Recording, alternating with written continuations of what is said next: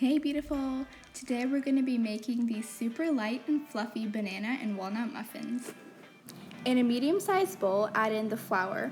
You can use all-purpose or wheat flour, but I prefer using whole wheat flour in this particular recipe. Then add in your baking soda and your baking powder and salt. And the salt will really elevate the flavor.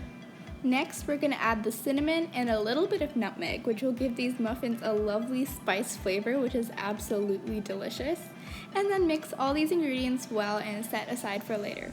Make sure to check the description box below for the full recipe and replacements if you don't have some of these ingredients on hand.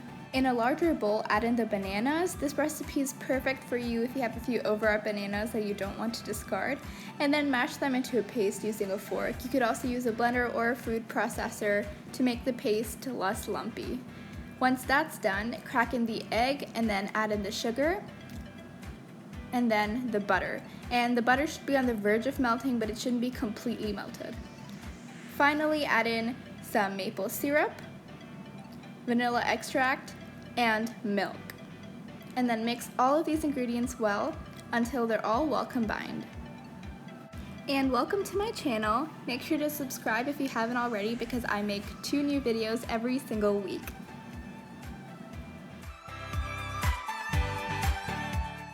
Pour the dry ingredients into the large bowl and then use your spatula to fold all of these dry ingredients in. Make sure not to overmix or else you'll get tough, denser muffins, and you don't want that. At the end, you're going to realize that your batter is a little lumpy like this because of the bananas, but don't worry about it because this is what we want it to look like.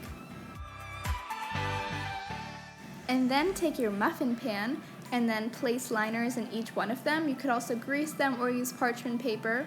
And once that's done, pour all the batter so that it fills the pan around 3/4 of the way, but make sure not to fill it completely because these muffins will rise in the oven and you don't want them to overflow. If you don't have a muffin tin, you can just use this batter and pour it into a cake tin and you can make one banana and walnut cake and it'll still taste as delicious. Now top them off with chopped walnuts, and once you finish that, bake at 400 Fahrenheit or 200 Celsius for 5 minutes, and then reduce the temperature to 350 Fahrenheit or 180 Celsius and bake for an additional 20 minutes so that they are golden brown on the top. And they should look like this, fresh out of the oven.